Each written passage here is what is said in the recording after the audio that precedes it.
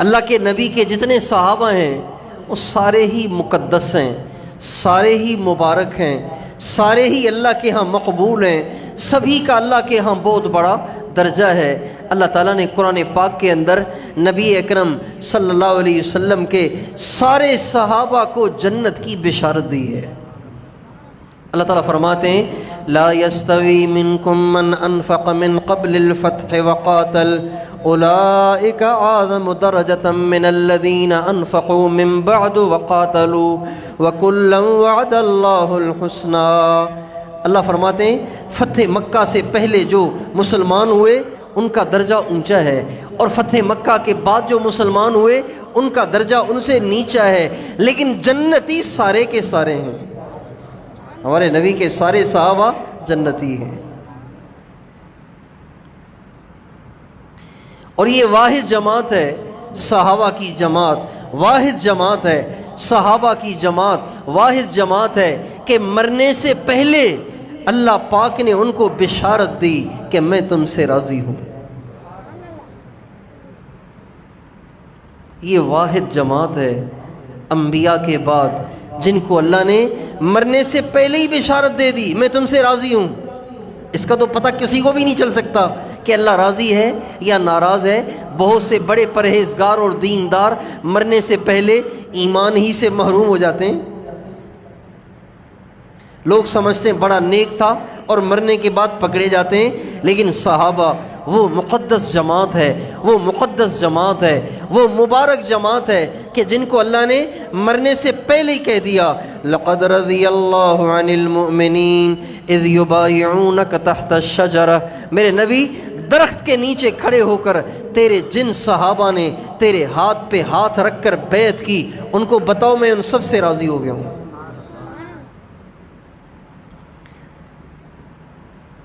والسابقون الأولون من المهاجرين والأنصار والذين اتبعوهم بإحسان رضی اللہ عنہم ورضوا عنہ۔ اللہ سارے صحابہ سے راضی ہو گیا اور صحابہ اللہ سے راضی ہو گئے۔ ہمارے نبی کے سارے صحابہ عجیب ہی ہیں۔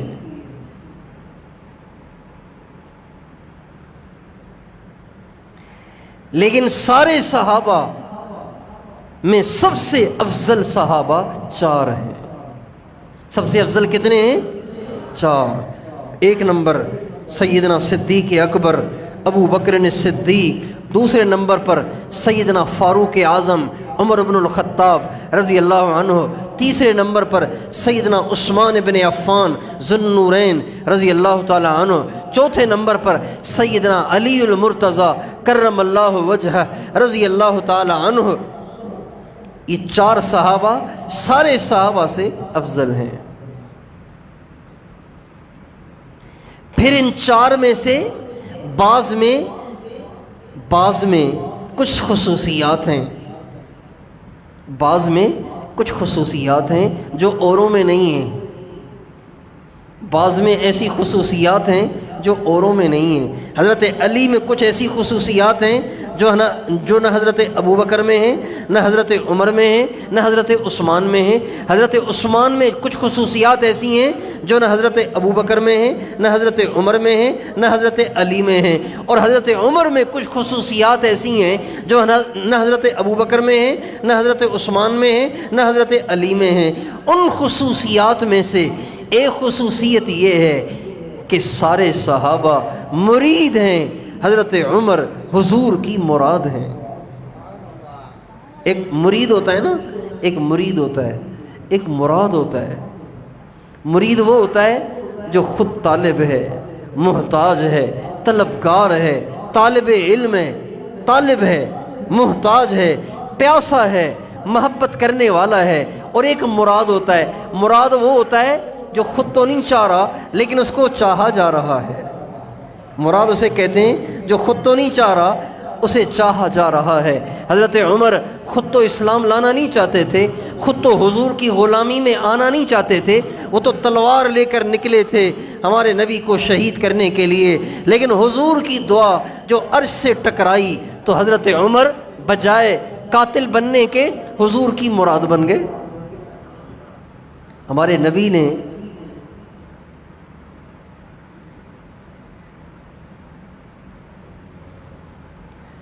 جمعرات کی رات کو، جمعرات کی رات یعنی بدھ کے دن والی رات، بدھ کے دن کے بعد والی جو رات ہے، اس میں بیت اللہ میں دعا کی، اللہم اید الاسلام بعمر بن الخطاب او بعمر بن ہشام، اے اللہ میرے اسلام کی مدد فرما، میرے اسلام کو سہارا عطا فرما، میرے اسلام کو قوت عطا فرما۔ دو شخصوں میں سے کسی ایک شخص کے ذریعے، یا تو عمر کو اسلام دے دے یا ابو جہل کو اسلام دے دے۔ پھر آپ نے فرمایا اے اللہ میری رائے یہ ہے کہ عمر کو دے دے۔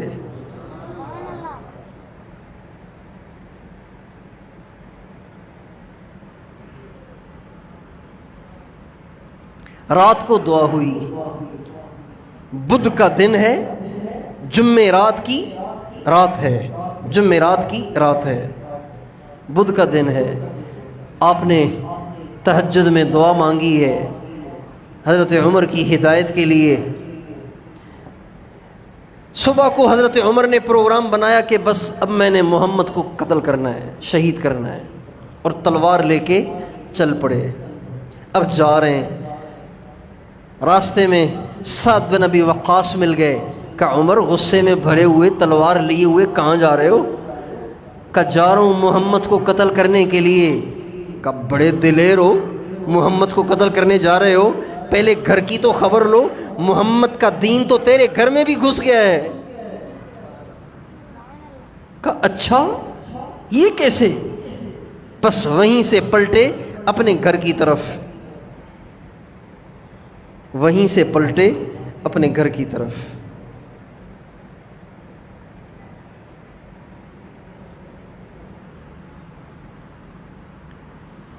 تو حضرت عمر کی جو بہن تھی اس کا نام تھا فاطمہ بنت خطاب، حضرت فاطمہ۔ عجیب بات ہے، حضرت عمر کی بہن کا نام بھی فاطمہ، حضرت عمر کی ساس کا نام بھی فاطمہ۔ حضرت عمر کی بہن کا نام فاطمہ بنت خطاب اور حضرت عمر کی ساس کا نام فاطمہ بنت محمد الرسول اللہ۔ حضرت فاطمہ حضرت عمر کی ساس ہیں، حضرت علی کے داماد ہیں، حضرت عمر حضرت علی کے داماد ہیں۔ حضرت عمر کی شادی ہوئی حضرت ام کلثوم سے، حضرت ام کلثوم بہن ہیں امام حسن حسین کی، بیٹی ہیں حضرت فاطمہ کی، اور بیٹی ہیں علی المرتضیٰ کی۔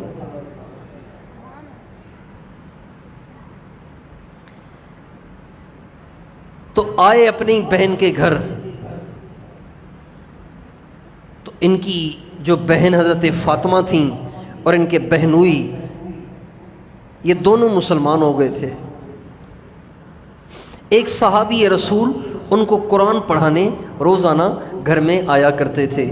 حضرت عمر آئے، آ کے زور سے دروازہ کھٹکھٹایا۔ جب دروازہ کھٹکھٹایا تو اندازے سے پتہ چل گیا کہ عمر آ گیا ہے۔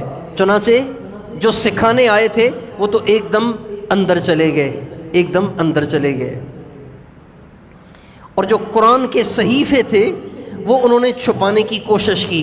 چھپا تو لیے لیکن کچھ صحیفہ باہر رہ گیا۔ حضرت عمر غصے میں بھرے ہوئے اندر آئے، کہنے لگے یہاں مجھے آواز آ رہی تھی، کون تھا یہاں پہ؟ کہ کوئی نہیں تھا۔ کون تھا؟ کہ میں نے سنا ہے کہ تم مسلمان ہو گئے ہو۔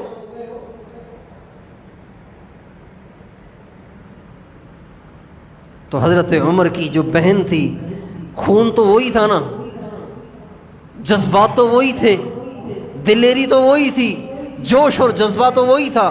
کہنے لگی اگر حق ہو تو پھر، جب یوں کہا نا اگر وہ دین حق ہو تو پھر، تو حضرت عمر سمجھ گئے کہ جو میں نے سنا ہے وہ سچ ہے، اور زور سے ایک تماچا حضرت فاطمہ کے مبارک چہرے پہ جو مارا تو حضرت فاطمہ کا چہرہ خون خون ہو گیا،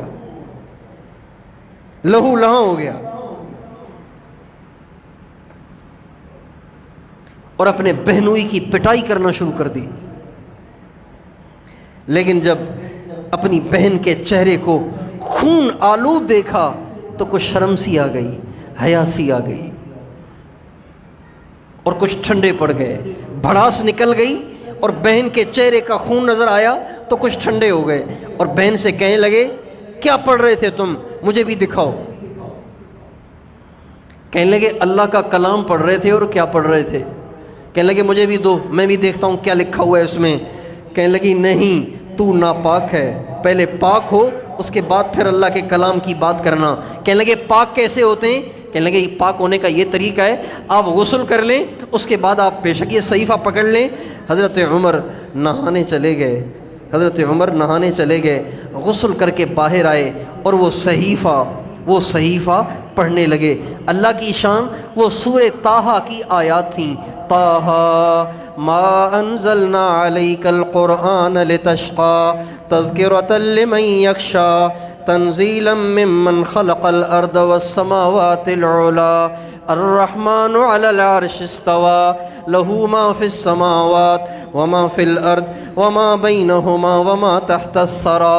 ساری اللہ کی عظمت ہے، اللہ کی کبریائی ہے، اللہ کی بڑائی ہے۔ جب یہ آیات سنی تو رونے لگ گئے، اپنی بہن سے کہنے لگے محمد ابھی کہاں ہوں گے؟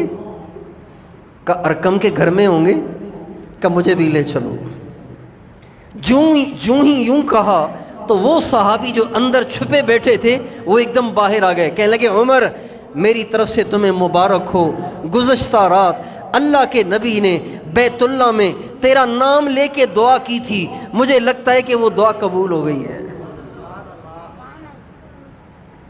حضرت عمر چلے ہمارے نبی کی طرف، آپ دار ارکم میں ٹھہرے ہوئے تھے۔ جو ہی حضرت عمر دروازے میں انٹر ہوئے نا، دروازے میں داخل ہوئے تو سب صحابہ نے کہا حضور اللہ کا دشمن آ گیا، پکڑ لیں اس کو۔ چونکہ عمر حضور کے پاس اچھی نیت سے تو آ نہیں سکتا، بری ہی نیت سے آیا ہوگا۔ آپ نے فرمایا اسے آنے دو۔ جب حضرت عمر قریب آ گئے، آپ نے دونوں ہاتھ حضرت عمر کے گریبان میں ڈالے اور فرمایا اسلم یا ابن الخطاب، خطاب کے بیٹے کب تک اسلام سے بھاگو گے؟ اب تو اسلام لے آؤ، تمہارے لیے بیت اللہ میں دعائیں ہو رہی ہیں، اب تو اسلام لے آؤ، کب تک بھاگو گے اسلام سے؟ اسی وقت کلمہ پڑھ کے مسلمان ہوئے۔ ہمارے نبی کا ارشاد ہے عمر کے اسلام پہ آسمان کے فرشتوں نے خوشیاں منائی تھیں۔ جب انہوں نے کلمہ پڑھا تو سارے صحابہ نے اس زور سے تکبیر کہی کہ سارے مکے کے پہاڑ صحابہ کی اس تکبیر سے گونج اٹھے، اور ایک دم مشرکین کے حوصلے پست ہو گئے کہ اتنا مضبوط آدمی ہمارے ہاتھ سے نکل گیا تو اسلام تو بڑا طاقتور ہو گیا۔ چنانچہ حضور سے کہنے لگے یا رسول اللہ آپ یہاں کیا کرتے ہیں؟ تو آپ نے فرمایا ہم کمزور ہیں، چھپ چھپ کے یہاں اللہ کی عبادت کرتے ہیں۔ آپ تو حضرت عمر کہنے لگے یا رسول اللہ آج کے بعد چھپ کے اللہ کی عبادت کرنے کی ضرورت نہیں ہے، میں آگے چلتا ہوں، یہ سارے میرے پیچھے آئیں، دیکھتا ہوں کس کو مجال ہے کہ ہمیں کچھ کہے، ہم اللہ کے گھر میں جا کے اللہ کی عبادت کریں گے۔ چنانچہ مسلمانوں کو لے کے بیت اللہ میں داخل ہوئے اور چیخ چیخ کے فرمانے لگے جس کو اپنے بچے یتیم کروانے ہوں، اپنی بیوی کو بیوہ کرانا ہو، اپنی بوڑھی ماں کو بے سہارا کرنا ہو، آج آ جائے وہ میدان میں اور آ کے مجھ سے ٹکرائے، دیکھتا ہوں کون ہمارے راستے میں رکاوٹ بنتا ہے۔ اور پہلی دفعہ مسلمانوں نے اجتماعی طور پہ جا کے بیت اللہ میں اللہ کو سجدہ کیا حضرت عمر کی برکت سے۔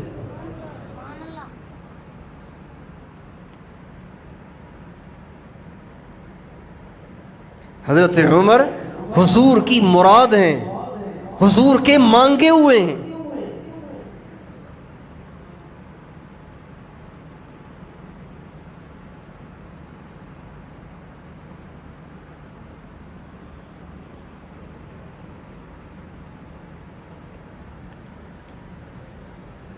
عجیب زندگی ہے ان کی، عجیب کارنامے ہیں ان کے، عجیب ان کی سیرت ہے، ہر مسلمان کو پڑھنی چاہیے، ہر مسلمان کو پڑھنی چاہیے۔ عدل و انصاف کا وہ معیار قائم کر گئے کہ ان کے بعد وہ عدل و انصاف کا معیار کوئی قائم نہیں کر سکا۔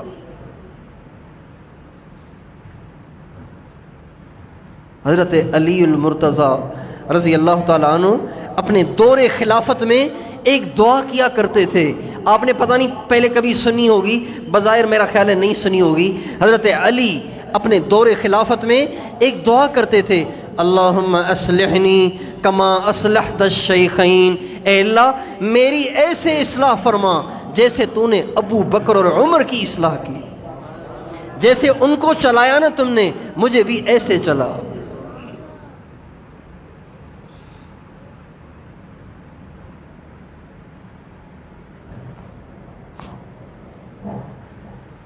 اور آپ علیہ السلام فرماتے تھے، عمر جس راستے پہ تو چلتا ہے شیطان وہ راستہ ہی چھوڑ دیتا ہے.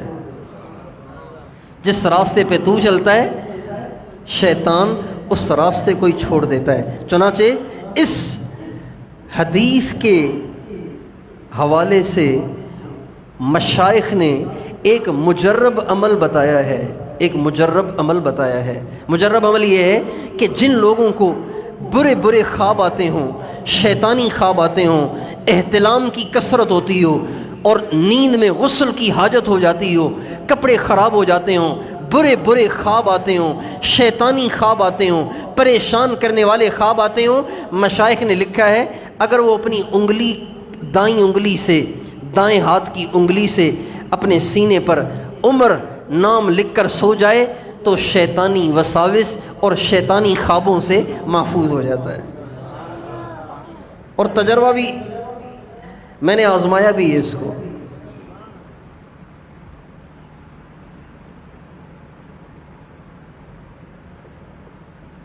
سینے پہ لکھو عمر اور چپ کر کے سو جاؤ.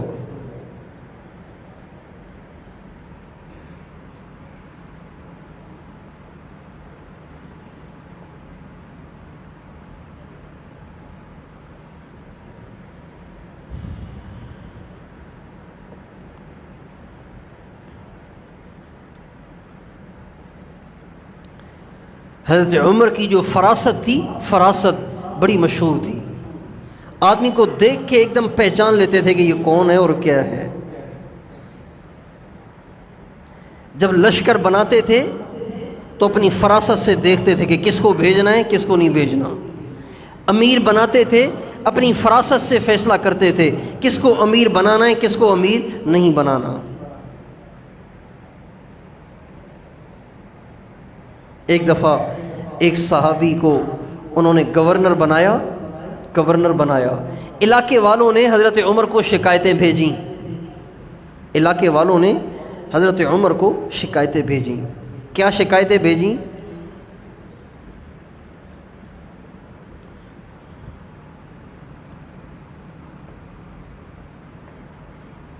شکایتیں یہ بھیجیں کہ حضرت آپ نے جس کو ہمارے پاس امیر بنا کے بھیجا ہے یہ صرف دن دن کو ہمارے مسائل سنتا ہے، رات کو کوئی مسئلہ لے کے جائے تو باہر ہی نہیں آتا. آپ اس کو سمجھائیں، ضرورت مند تو دن کو بھی آئے گا رات کو بھی آئے گا. ایک شکایت تو یہ پہنچائی. دوسری شکایت یہ پہنچائی کہ یہ جمعے کے دن تو نکلتا ہی نہیں ہے. جمعے کے دن جو دربار لگانا چاہیے، لوگوں کے مسائل کو سننا چاہیے، جمعے کے دن دربار ہی نہیں لگاتا.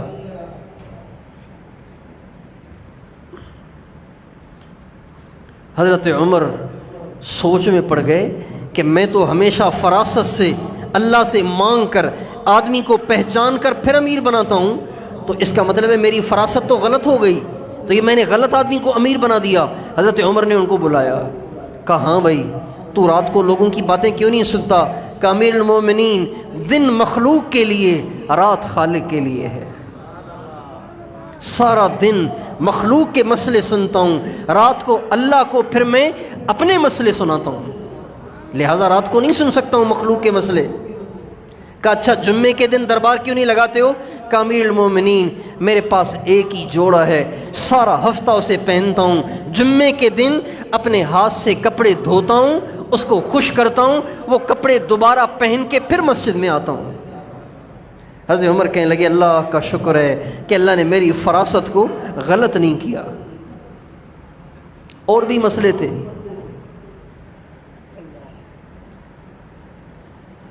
اور اللہ پاک ان کی زبان سے کئی دفعہ ایسی بات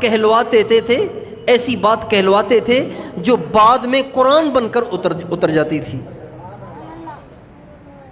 کئی باتیں. ہمارے نبی بیت اللہ میں آئے، آپ نے طواف کیا. طواف کے بعد حضرت عمر ہمارے نبی سے کہنے لگے یا رسول اللہ میرا دل چاہتا ہے کہ میں مقام ابراہیم کے پاس 2 رکعت نماز پڑھ لوں. آپ نے فرمایا عمر اپنی مرضی سے تو میں کچھ کر نہیں سکتا ہوں نہ کچھ کہہ سکتا ہوں. کہا جی میرا دل چاہ رہا ہے کہ مقام ابراہیم کے پاس نا طواف کے بعد 2 رکعت پڑھیں. آپ نے فرمایا میں تو اللہ کے حکم سے چلتا ہوں، اللہ کا حکم تو کوئی ہے ہی نہیں، تو میں کیسے کہہ دوں کبھی 2 رکعت یہاں پڑھو. حضرت عمر نے یوں کہا، ادھر جبریل قرآن لے کر آ گئے، وَاتَّخِذُوا مِن مَّقَامِ إِبْرَاهِيمَ مُصَلَّى، میرے نبی مقام ابراہیم کے پاس ہر طواف کے بعد 2 رکعت پڑھ لیا کرو. اور یہ واجب ہیں، پڑھنا ضروری ہے. حضرت عمر نے ایک دفعہ ہمارے نبی سے کہا یا رسول اللہ آپ ساری دنیا کے نبی ہیں، آپ کے پاس اچھے لوگ بھی آتے ہیں، آپ کے پاس برے لوگ بھی آتے ہیں، میری رائے یہ ہے کہ آپ اپنی ازواج مطہرات سے کہیں کہ پردہ اختیار کر لیا کریں. چونکہ پردے کا حکم نہیں تھا لہذا چہرہ کھلا رہتا تھا. تو حضرت عمر کو یہ خیال آیا کہ آپ علیہ السلام سے کہا یا رسول اللہ آپ کے پاس اچھے لوگ بھی آتے ہیں، آپ کے پاس برے لوگ بھی آتے ہیں، آپ اپنی بیویوں سے کہہ دیں، ازواج مطہرات سے کہیں کہ اپنے چہرے کو چھپا لیا کریں. حضرت عمر نے کہا، ادھر قرآن کی آیتیں آ گئیں، میرے نبی اپنی بیویوں سے کہو کہ پردہ کر لیا کرو. بہت ساری باتیں ہیں، ٹائم زیادہ ہو جائے گا.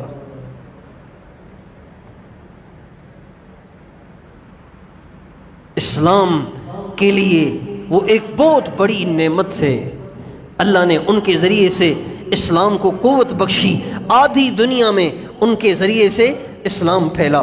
22 لاکھ مربع میل میں انہوں نے اسلام پھیلایا.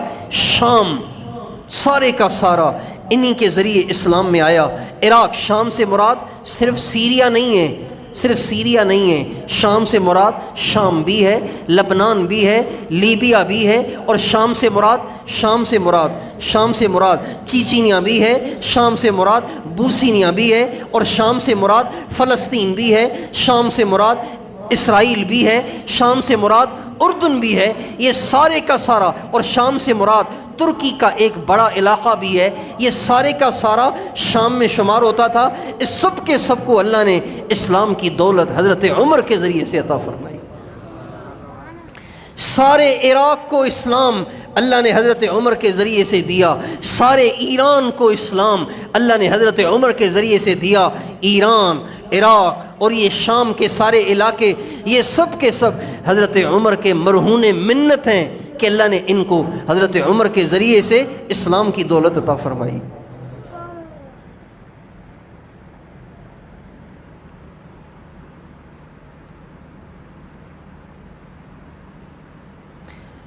اور حضرت عمر کو شہادت کا بڑا شوق تھا، شہادت کا، یعنی ان کی یہ خواہش تھی کہ میں اللہ کے نام پہ ذبح ہو جاؤں.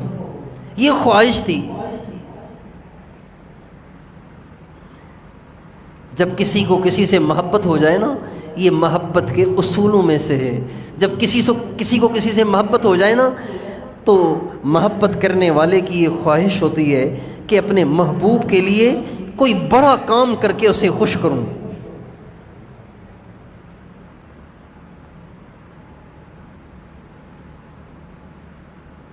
محبت ہوتی ہے نا، تو محبوب کو خوش کرنے کے مواقع تلاش کیے جاتے ہیں. مشکل سے مشکل کام کرنے آسان ہو جاتے ہیں اپنے محبوب کو خوش کرنے کے لیے. حضرت عمر کی خواہش تھی، ایک دعا مانگا کرتے تھے، اللہم ارزقنی شہادتا فی سبیلک وجعل موتی ببلد حبیبک. اے اللہ میں تیرے راستے کی شہادت چاہتا ہوں، لیکن باہر کہیں نہیں، تیرے محبوب کے مدینے میں مرنا چاہتا ہوں. عجیب دعا. تو صحابہ پوچھتے تھے عمر یہ آپ کیسی دعا کر رہے ہیں؟ شہادت بھی مانگ رہے ہیں اور مدینے میں بھی مرنا مانگ رہے ہیں. بھائی مدینے میں آپ کو کون شہید کرے گا؟ آپ مدینے کے امیر المومنین ہیں، یہاں رہنے والے سارے مسلمان ہیں، صحابہ ہیں، تو آپ کو یہاں شہادت کیسے ملے گی؟ تو فرماتے تھے جس سے مانگ رہا ہوں وہ کر سکتا ہے. اے اللہ اپنے راستے کی شہادت دے، مدینے کی موت دے.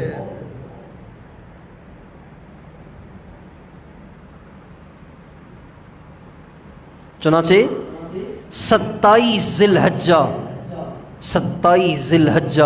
فجر کی نماز مسجد نبوی میں محراب میں امام بن کے پڑھا رہے تھے.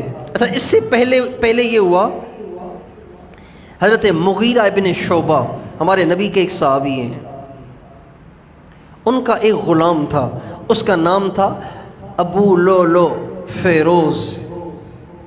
ابو لولو اس کی کنیت تھی، فیروز اس کا نام تھا. اور یہ اصل میں مجوسی تھا، آگ کا پجاری تھا، آگ کا پجاری تھا، مجوسی تھا، غلام تھا. حضرت مغیرہ بن شعبہ کے پاس غلام تھا، ان کا زر خرید غلام تھا. حضرت مغیرہ بن شعبہ نے اس کو اس کا پابند بنایا ہوا تھا کہ تم مزدوری کرتے رہو، کام کاج کرتے رہو، روزانہ 2 درہم مجھے دے دیا کرو. 2 درہم بہت تھوڑی رقم ہے، 2 درہم مجھے دے دیا کرو. چنانچہ وہ سارا دن اپنا کام کاج کرتا تھا، 2 درہم رات کو لا کے حضرت مغیرہ بن شعبہ کو دے دیا کرتا تھا. حضرت مغیرہ بن شعبہ نے حضرت عمر سے پوچھا کہ حضرت امیر المومنین میرے ذہن میں آ رہا ہے کہ یہ جو میرا غلام ہے نا، یہ بڑھئی بھی ہے، بڑھئی یعنی لکڑی کا کام کرنے والا، جس کو ہم واڈھا کہتے ہیں، واڈھا ترخان بھی کہتے ہیں، بڑھئی بھی کہتے ہیں، اردو میں سندھی میں واڈھا کہتے ہیں، واڈھا. تو حضرت مغیرہ بن شعبہ نے حضرت عمر سے کہا کہ حضرت میری رائے یہ ہے کہ میں غلام سے جو 2 درہم روزانہ کا لے رہا ہوں، تو یہ تو واڈھا ہے، کاریگر آدمی ہے، بہت کچھ کما سکتا ہے اگر کام کرے تو اس کو میں بجائے 2 درہم روزانہ کے لینے کے ماہانہ 100 درہم لے لیا کروں. یعنی پہلے لیتے تھے 60، 40 درہم بڑھا دیے. حضرت عمر نے کہا ٹھیک ہے. حضرت عمر نے جب یہ سنا کہ یہ لکڑی کا کام بہت اچھا کرتا ہے اور اس کو ایک چکی بھی بنانا آتی ہے، چکی، ایک چکی ہوا پہ چلنے والی ہوائی چکی بھی بنانا اس کو اچھی آتی ہے، تو ایسے ہی ملاقات ہو گئی ابو لولو فیروز سے حضرت عمر کی. حضرت عمر نے فرمایا بھئی میں نے سنا ہے کہ تم لکڑی کا کام بڑا اچھا کرتے ہو اور ہوائی چکی بھی بنانا جانتے ہو. تو اس کو تو غصہ تھا کہ حضرت عمر سے پوچھ کے مغیرہ نے میرے 40 درہم بڑھا دیے، اب مجھے 40 درہم زیادہ دینے پڑیں گے اور محنت زیادہ کرنی پڑے گی. تو اس کو اس کا غصہ تھا. حضرت عمر سے غصے میں کہنے لگا جی مجھے بڑی اچھی چکی بنانا آتی ہے اور تیرے لیے ایسی چکی بناؤں گا کہ مشرق اور مغرب میں اس کے تذکرے ہوں گے. حضرت عمر سے کہنے لگا تیرے لیے ایسی چکی بناؤں گا نا کہ مشرق اور مغرب میں اس کے تذکرے ہوں گے.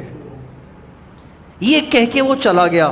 حضرت عمر نے آس پاس والوں سے کہا تمہیں پتہ ہے یہ کیا کہہ کے گیا ہے؟ کہا نہیں، کہا یہ مجھے قتل کی دھمکی دے کے گیا ہے.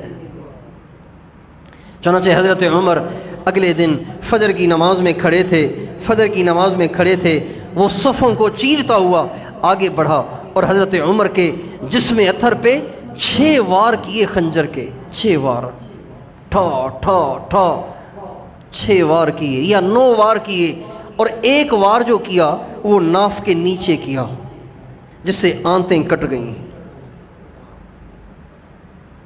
اور حضرت عمر ایک دم گر گئے. لیکن حضرت عمر نے گرتے حضرت عمر کے بالکل پیچھے حضرت عبد الرحمن بن عوف کھڑے ہوئے تھے نماز میں. حضرت عمر نے گرتے ان کو ہاتھ مارا، انہوں نے آ کے نماز پوری کرائی. اچھا فیروز جب بھاگا صحابہ نے اس کو پکڑنا چاہا تو اس نے 13 دوسرے صحابہ پہ وار کیے جن میں سے 6 کو شہید کر دیا.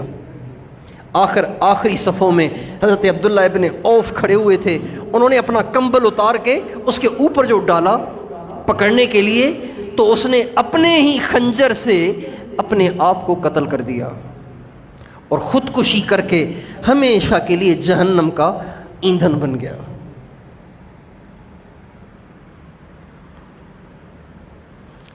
اس واقعے سے یہ بھی سبق ملتا ہے کہ مسلمانوں کے ہاں نماز کی کتنی اہمیت ہے، کہ ساری دنیا کے مسلمانوں کا بادشاہ شہید ہو کر گر پڑا ہے، مسلمان نماز نہیں چھوڑ رہے. عبد الرحمن بن عوف آگے بڑھ کے مسلمانوں کو نماز پوری کرا رہے ہیں. حضرت عمر تڑپ رہے ہیں، زمین پہ تڑپ رہے ہیں اور خون کے فوارے نکل رہے ہیں، لیکن مسلمان نماز پڑھ رہے ہیں. یہ نماز کی اہمیت ہے. آج ہماری جماعتیں کن عذروں کی وجہ سے چھوٹ جاتی ہیں، ہماری نمازیں کن آزار کی وجہ سے چھوٹ جاتی ہیں. ہماری نظروں میں نماز کتنی ہلکی ہے اور ان کی نظروں میں نماز کتنی اہم تھی. تھوڑی سی بارش ہو گئی، لوگ پکے نمازی گھروں میں نمازیں پڑھ رہے ہیں. تھوڑی سی بارش ہو گئی ہے، گھروں میں نماز پڑھ رہے ہیں.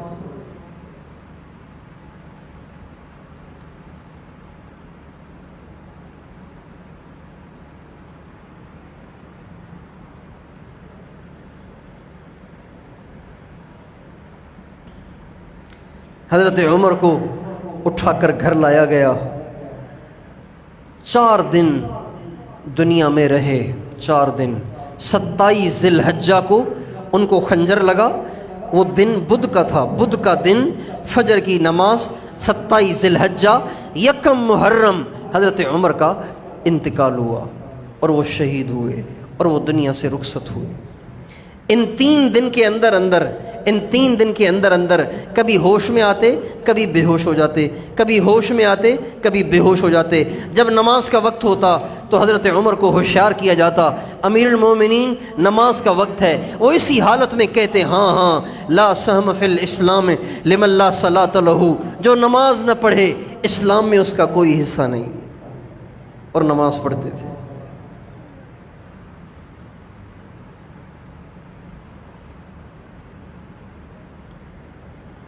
جب ان کو احساس ہوا کہ اب شاید میں دنیا سے چلا جاؤں اور اب میں نہ بچ پاؤں، تو اپنے بیٹے حضرت عبداللہ ابن عمر رضی اللہ عنہما کو اماں عائشہ کے پاس بھیجا اور کہا، اماں عائشہ سے کہو میری سب سے بڑی ٹینشن، سب سے بڑی خواہش، سب سے بڑی فکر جو اس وقت مجھ پہ سوار ہے وہ یہ ہے کہ میری قبر میرے حضور کے قریب بن جائے. چونکہ وہ جگہ حضرت اماں عائشہ کی تھی، حضرت عائشہ کا اپنا گھر تھا. ہمارے نبی کی جو قبر بنی وہ اماں عائشہ کے گھر میں بنی.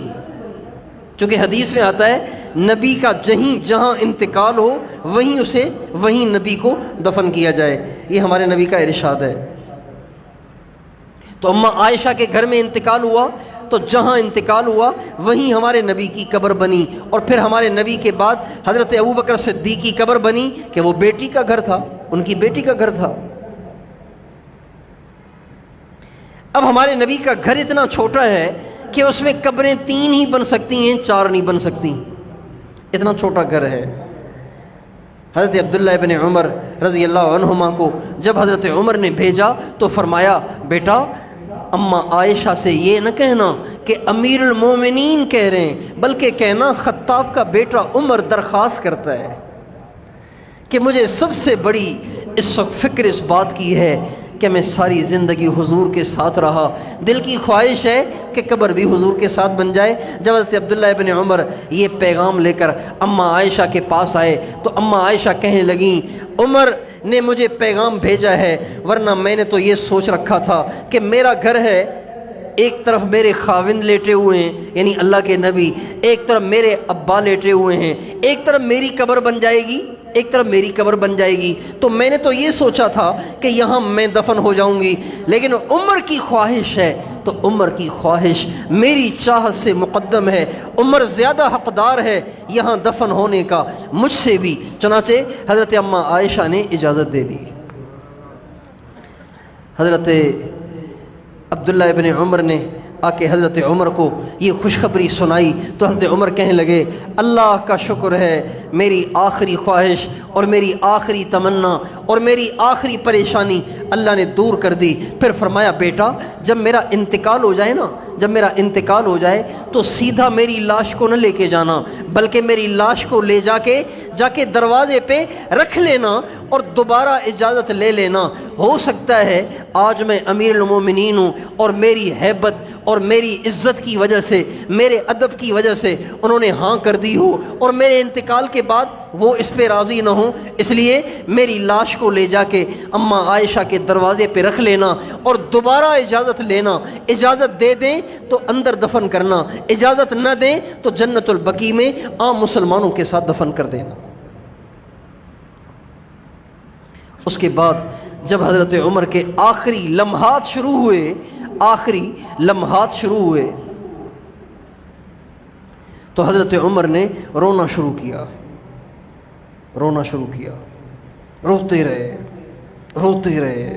روتے رہے۔ حضرت علی کو معلوم ہوا کہ حضرت عمر کی طبیعت بہت زیادہ خراب ہے، تو حضرت علی اپنے بیٹے امام حسن کو لے کے، امام حسن حضرت علی کے ساتھ بالکل ہر وقت ساتھ ہوتے تھے، ان کو لے کے حضرت عمر کی عیادت کے لیے آ گئے۔ جب آئے تو دیکھا کہ عمر کی آنکھوں سے ٹپ ٹپ آنسو گر رہے ہیں اور عمر بے قرار ہو کر آہوزاری کر رہے ہیں۔ حضرت علی نے حضرت عمر جیسے بہادر کو جب روتے ہوئے دیکھا تو حضرت علی نے کہا امیر المومنین آپ رو رہے ہیں؟ کیا آپ موت سے ڈر گئے؟ حضرت عمر نے کہا علی میں موت سے نہیں ڈر رہا بلکہ موت کے بعد آنے والے مراحل سے ڈر رہا ہوں کہ قبر میں کیا ہوگا، قیامت میں کیا ہوگا۔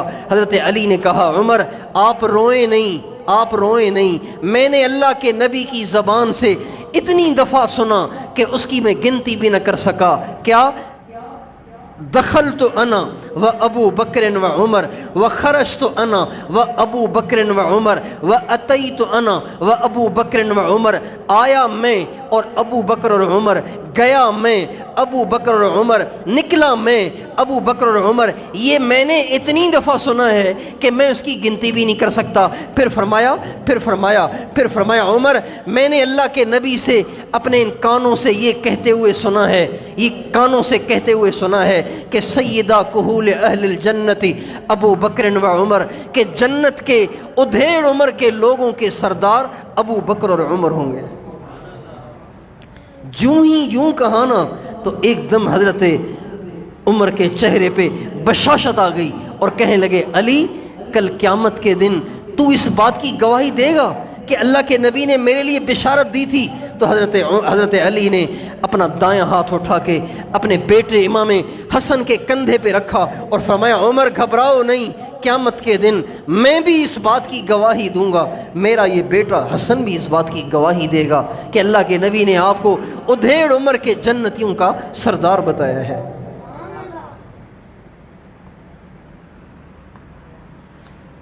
جب آخری لمحات ہوئے تو حضرت عمر نے اپنے بیٹے حضرت عبداللہ سے کہا کہ بیٹا، اس وقت ان کا جو سر تھا نا، حضرت عمر کا جو سر تھا وہ حضرت عبداللہ ابن عمر کی گود میں تھا۔ تو جب بالکل آخری لمحات شروع ہوئے تو حضرت عمر نے اپنے بیٹے حضرت عبداللہ سے کہا کہ بیٹا میرا سر جو ہے نا اٹھا کے زمین پہ رکھو تاکہ میں اللہ کے سامنے عاجزی کروں۔ تو حضرت عبداللہ سے اتنا تو ہو نہیں سکا کہ اپنے والد امیر المومنین آدھی دنیا کے بادشاہ کا سر اٹھا کے مٹی میں رکھے۔ انہوں نے سر اٹھا کے اپنی گود سے اٹھا کے پنڈلی پہ رکھ دیا، پنڈلی پہ رکھ دیا۔ جب پنڈلی پہ رکھا تو حضرت عمر نے جھڑک کے کہا کہ بیٹا جلدی سے میرا سر اٹھا کے مٹی میں رکھ۔ حضرت عبداللہ نے آپ کا سر اٹھا کے مٹی میں رکھا۔ حضرت عمر اپنے چہرے کو مٹی میں لوٹ پوٹ کے کرنے لگے اور کہنے لگے ویلی و ویل امی ان لم یغفر لی ربی، برباد ہو گیا میں اور میری ماں اگر آج اللہ نے میری بخشش نہ کی تو۔ یہ کہہ کے رونے لگے اور کہنے لگے اے اللہ میں یہ نہیں کہتا ہوں کہ میری نیکیوں کے بدلے مجھے جنت دے، بس میں یہ کہتا ہوں جو مجھ سے کوتاہیاں ہو گئی ہوں وہ اور میری نیکیاں اس کو ادلا بدلا کر کے برابر کر دے. اگر مجھے بے شک جنت نہ دے لیکن مجھے دوزخ سے نجات عطا فرما. یہ کہہ کر روتے رہے اور اسی طرح روتے روتے ان کا انتقال ہوا.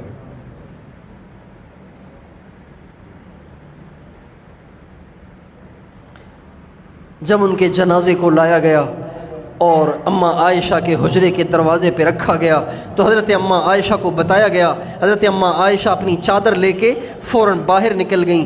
حضرت عمر کی مبارک لاش کو لے جا کر اندر قبر میں اتارنے لگے. جب قبر میں اتارنے لگے تو حضرت علی آئے. حضرت عبداللہ ابن عباس کہتے ہیں میں آگے کھڑا ہوا تھا, میرے کندھے پہ ہاتھ رکھ کے کوئی میرے پیچھے کھڑے ہوئے تھے, لیکن حضرت عمر کی طرف سارا دھیان تھا تو پیچھے دھیان دینے کی طرف توجہ ہی نہیں گئی کہ میرے پیچھے کون کھڑے ہوئے ہیں. کہنے لگے کوئی آئے تھے جنہوں نے میرے کندھے پہ ہاتھ رکھا ہوا تھا اور پھوٹ کے رو رہے تھے اور کہہ رہے تھے عمر مجھے پہلے ہی پتا تھا کہ تیری قبر یہیں بننی ہے. حضرت عبداللہ ابن عباس کہتے ہیں میں نے جو چہرہ موڑ کے دیکھا تو وہ حضرت علی تھے جو کہہ رہے تھے عمر مجھے پہلے ہی پتا تھا کہ اس جگہ کا لائق دنیا میں تیرے سوا اور کوئی نہیں ہے.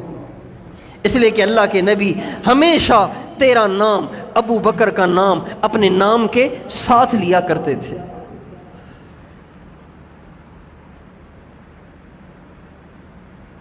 حضرت عمر کی شہادت سے اسلام کو وہ نقصان ہوا جو قیامت تک پورا نہیں ہو سکتا.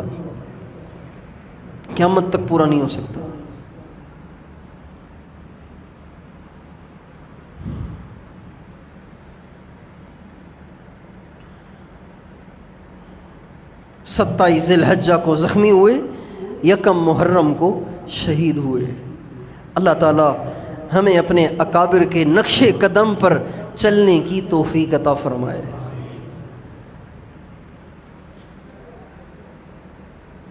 ان واقعات سے جو سنائے گئے ہم سب کو سبق لینا چاہیے.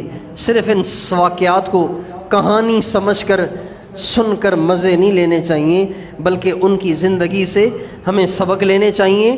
اس لیے کہ اللہ کے نبی کا ارشاد ہے علیکم بسنتی وسنت الخلفاء الراشدین المہدیین, تم پر لازم ہے کہ میری سنت پہ چلو اور تم پر لازم ہے کہ میرے خلفاء راشدین کی سنت پہ چلو. یہ تم پہ لازم ہے.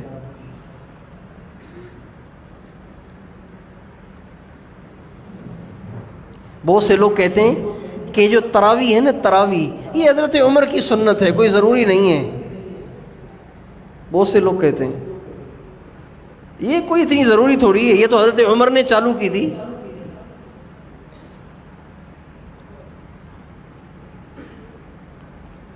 تو حضرت عمر کی چالو کردہ چیزوں کو بھی اللہ کے نبی نے لازم قرار دیا ہے کہ میری سنت کو بھی لازم پکڑو اور میرے بعد میرے خلفاء ابو بکر عمر عثمان اور علی کی سنتوں کو بھی لازم پکڑو. ایک دفعہ رمضان کے مہینے میں حضرت علی کا مسجد سے گزر ہوا تو مسجد میں ماشاءاللہ روشنی کا ماحول بنا ہوا تھا, لوگ تراویح پڑھ رہے تھے. حضرت علی کا گزر ہوا تو حضرت علی نے دعا کی نور اللہ علی عمر فی قبرہ کما نور علینا فی مساجدنا. اللہ عمر کی قبر کو منور کرے جس نے ہماری مسجدوں کو روشن کر دیا تراویح کے ذریعے سے. اللہ عمر کی قبر کو روشن کرے کہ جنہوں نے تراویح کے ذریعے ہماری مسجدوں کو روشن کر دیا.